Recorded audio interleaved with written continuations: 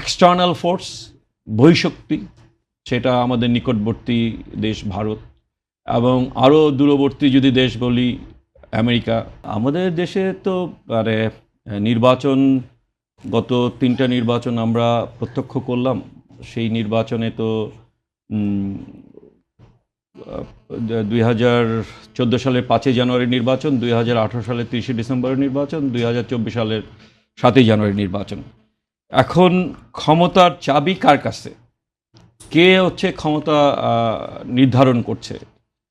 সেটা তো এক বাক্যে বলা যাবে না। যেমন 2014 সালের কথা যদি আপনি ধরেন, দেখবেন তৎকালীন তখনও কিন্তু বিজেপি সরকার ক্ষমতায় আসে নাই, কংগ্রেস ক্ষমতায় ছিল। সেই সময় যে ভারতের পররাষ্ট্র সচিব সুজাতা সিং, তিনি ঢাকায় এসে আপনার এরশাদ সাহেবকে সিএমএস থেকে বের করে এনে নির্বাচনে অংশগ্রহণ করিয়েছেন। আবার 2024 সালে 7ই জানুয়ারি নির্বাচনের আগে আমরা দেখলাম জাতীয় পার্টির চেয়ারম্যান, তাকে হলো দিল্লিতে ডেকে নিয়ে যাওয়া হয়েছে। এবার আর তারা আসে নাই, তারা দিল্লিতে ডেকে নিয়ে যাওয়া। এখন দিল্লি থেকে তাকে বলা হয়েছে যে আপনাকে নির্বাচনে অংশগ্রহণ করতে হবে। উনি কিন্তু বাংলাদেশের বিমানবন্দরে নেমে কিন্তু এই কথা বলতে পারেন নাই যে ওরা কি বলেছে। বলো ওরা অনেক কিছু বলেছে, কিন্তু আমি ঠিক বলতে পারবো না যে কি কারণ। আমি এক্সট্রিম মশার কয়েল প্ল্যান্ট ফাইবার দিয়ে তৈরি, তাই সহজে ভাঙে না, সুগন্ধিযুক্ত ও নিরবিচ্ছিন্নভাবে জ্বলে। ডেঙ্গু, চিকুনগুনিয়া বাহি সহ যে কোনো মশার বিরুদ্ধে দেয় এক্সট্রিম সুরক্ষা। আমাদের দেশের নির্বাচন তো জনগণের হাতে কখনোই ছিল না আসলে। ইনফ্যাক্ট জনগণ যে ক্ষমতা পরিবর্তন করার ক্ষেত্রে মুখ্য ভূমিকা রেখেছে। 1-2টা নির্বাচন ছাড়া আপনি বলতে পারবেন না।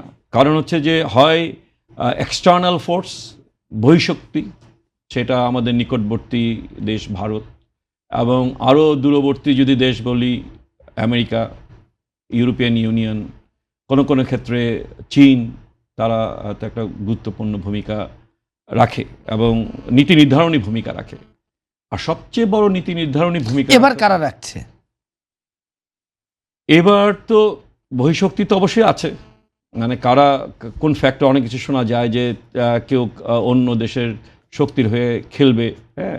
আবার কিন্তু মূল যেই শক্তিটা, এটা হয়তো অনেকেই নিবে না বা বলবে না, মূলত সেনাবাহিনী বা সামরিক শক্তি কোন দিকে আছে, তারাই হচ্ছে মুখ্যত নিয়ন্ত্রণ করা হচ্ছিল যে কে ক্ষমতায় যাবে।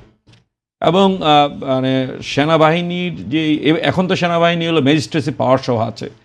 আগের নির্বাচনগুলিতে সেনাবাহিনীকে মানে আইন শৃঙ্খলা রক্ষার জন্য নামানো হয়েছিল। তাদের ভূমিকাটা কোন দিকে, সেইটা কিন্তু একটা ইন্ডিকেটর। ইলেকশনের কয়েকদিন আগে দেখা যাবে যে তারা কি করছে।